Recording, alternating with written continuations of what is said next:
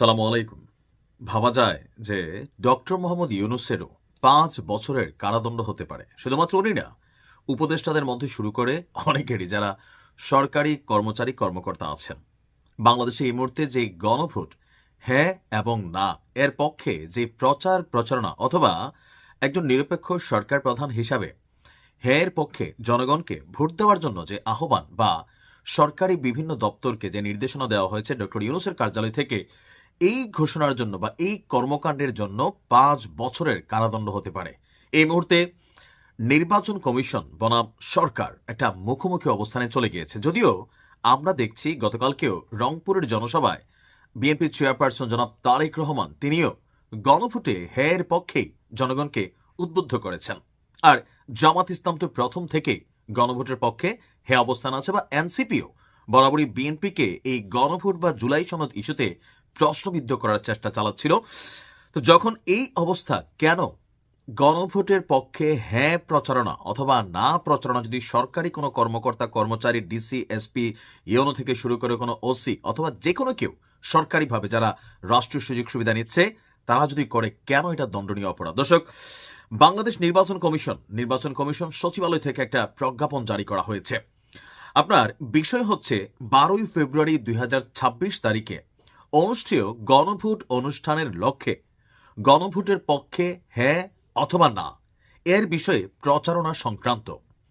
উপযুক্ত বিষয়ে গণভোট অধ্যাদেশ ২০২৫-এর ধারা ২১ এবং গণপ্রতিনিধিত্ব আদেশ ১৯৭২-এর অনুচ্ছেদ ৮৬-এর বিধানবলীর প্রতি দৃষ্টি আকর্ষণপূর্বক জানানো যাচ্ছে যে প্রজাতন্ত্রের কর্মে নিয়োজিত কোনো ব্যক্তি, অর্থাৎ প্রজাতন্ত্রের কর্মে ডক্টর ইউনূস প্রজাতন্ত্রেরই কর্মচারী, এই উপদেষ্টা পরিষদ প্রজাতন্ত্রেরই কর্মচারী, সরকারি অফিসাররা প্রজাতন্ত্রের কর্মচারী।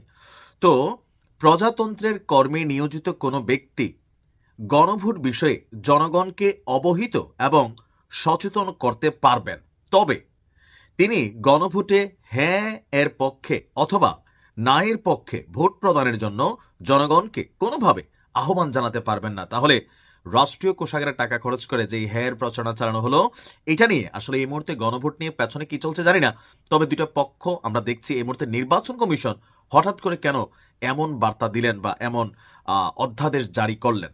তো নির্বাচন কমিশন বলছে যে আপনি সচেতন করতে পারবেন, কিন্তু ভাই আপনি হ্যাঁ ভোট দেন, হ্যাঁ মানে আজাদি, না মানে গোলামি, এই ধরনের বক্তব্য যদি কোনো সরকারি অফিসার, কর্মচারী, কর্মকর্তা অথবা খোদ ডক্টর ইউনূস অথবা এই উপদেষ্টা পরিষদের যে কোনো কেউ দেয়, সেটা তারা পারবে না। কেননা এই ধরনের কার্যক্রম গণভোটের ফলাফলকে প্রভাবিত করতে পারে, যা গণভোট অধ্যাদেশ ২০২৫-এর ২১ এবং গণপ্রতিনিধিত্ব আদেশ ১৯৭২-এর অনুচ্ছেদ ৮৬ অনুযায়ী একটি দণ্ডনীয় অপরাধ হিসাবে গণ্য হবে। তার মানে ২০২৫ সালে যে সংস্কার করা হয়েছে, সেই সংস্কারেও এই বিষয়টা আছে, আর ১৯৭২-এর যে অনুচ্ছেদ আছে সেখানেও আছে। বর্ণিত অবস্থায় উল্লেখিত বিধান অনুসারে প্রয়োজনীয় ব্যবস্থা গ্রহণের জন্য নির্দেশক্রমে অনুরোধ করা হলো প্রাপককে বিভাগীয় কমিশনার, ঢাকা, চট্টগ্রাম এবং রিটার্নিং অফিসাররা, আঞ্চলিক নির্বাচনী কর্মকর্তা, ঢাকা, চট্টগ্রাম, খুলনা এবং রিটার্নিং অফিসার, জেলা প্রশাসক সকল এবং রিটার্নিং অফিসার। আর আদেশক্রমে মোহাম্মদ মনির হোসেন, উপসচিব, নির্বাচন পরিচালনা ২ অধিশাখা, এরপর এখানে আপনার দেওয়া হয়েছে। তার মানে কি দাঁড়াচ্ছে, কেন আসলে হঠাৎ করে এই প্রজ্ঞাপন জারি করা হলো?